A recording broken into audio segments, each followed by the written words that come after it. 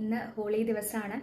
ഹോളിയുടെ ചരിത്രമായിട്ട് തന്നെ പറയാറ് പൊതുവെ ഹോളിക എന്ന് പറഞ്ഞിട്ട് ഹിരണ്യകശിപുവിന് ഒരു സഹോദരി ഉണ്ടായിരുന്നു.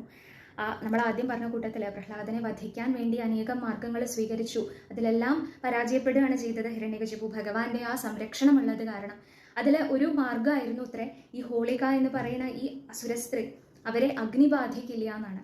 അപ്പോൾ ഒരു അഗ്നി അവിടെ തീ കൂട്ടിയിട്ട് ആ കുണ്ടത്തിലേക്ക് ചെന്നിട്ട് ഈ അഗ്നിയുടെ നടുക്ക് ചെന്ന് ഇരുന്നു അത്രേ ഈ അസുര സ്ത്രീ.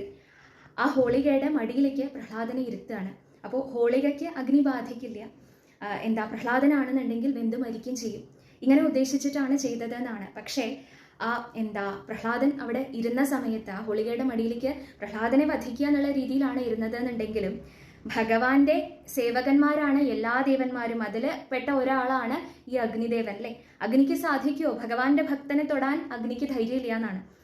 അഗ്നിക്ക് തോന്നിപ്പോയി എന്നാണ്, താൻ തന്നെ ദഹിക്കുമോ, തനിക്ക് തന്നെ തൻ്റെ പൊള്ളലേൽക്കുമോ എന്ന് തോന്നിപ്പോയി എന്നാണ് പറയുക ആചാര്യന്മാര്. അങ്ങനെ ആ അഗ്നി അവിടെ ശീതമായി തീർന്നു. പ്രഹ്ലാദന് അത് ശീതമായി തീർന്നു. തണുത്ത കാറ്റ് ആ AC-ലൊക്കെ ഇരിക്കണ പോലെ ഒരു പ്രതീതിയെ പ്രഹ്ലാദന് ഉണ്ടായുള്ളൂ എന്നാണ്. നേരെ മറിച്ച് വധിക്കുക എന്നുള്ള അർത്ഥത്തിൽ ഈ ഹോളിക ഈ പ്രഹ്ലാദനെ മടിയിൽ ഇരുത്തിയിട്ടുണ്ടായിരുന്ന ആ അസുരസ്ത്രീ അവിടെ ആ അഗ്നിയിൽ തന്നെ വെന്തു മരിച്ചു എന്നാണ് പറയുക. അതാണ് കഥ പറയാറ്. ഹോളിയുടെ ഒരു ഐതിഹ്യമായിട്ടൊക്കെ പറയാറുള്ളതാണ് ഉത്തരേന്ത്യൻ ഭാഗത്ത്.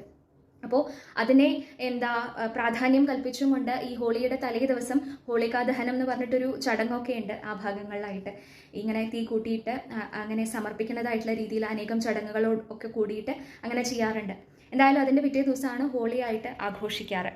അപ്പോൾ ഇന്ന് ആ ഹോളിയുടെ ദിവസം ആ ഭഗവാന്റെ ആ ഭക്തവാത്സല്യം തന്നെയാണ് നമ്മൾ ഓർക്കേണ്ടത്. നമ്മൾ ആനന്ദത്തിൽ ആറാടുന്നുണ്ട് അല്ലേ. ആ നിറങ്ങളൊക്കെ കൊണ്ട് എല്ലാ രീതിയിലും സന്തോഷത്തോടു കൂടി ആ ഒരു ഉത്സവം ആഘോഷിക്കാറുണ്ട് എന്നുണ്ടെങ്കിലും അതിൻ്റെ ആ പ്രാധാന്യം കൂടി നമ്മൾ ഓർക്കുക അല്ലേ. ഒരു മനോരഞ്ജനത്തിന് മാത്രമല്ലാതെ കണ്ട് ഇങ്ങനെയൊരു മഹത്തായിട്ടുള്ള ഒരു കാര്യം, ഒരു തത്വം കൂടി അതിൻ്റെ പിന്നിലുണ്ട്. ഭഗവാന്റെ ഭക്തവാത്സല്യം ഓർമ്മിപ്പിക്കുന്ന ദിവസമാണ് സത്യത്തിൽ ഹോളി.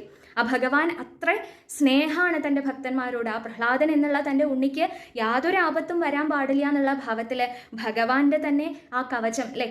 ആചാര്യന്മാർ പറയാറുണ്ട് പ്രഹ്ലാദന്റെ ആ ഒരു സങ്കല്പം എങ്ങനെയാന്ന് വെച്ച് കഴിഞ്ഞാൽ എന്നും ആ ശ്രീഹരിയുടെ കെട്ടിപ്പിടിച്ചുകൊണ്ടാണ് അത്ര ശ്രീഹരി പ്രഹ്ലാദനെ.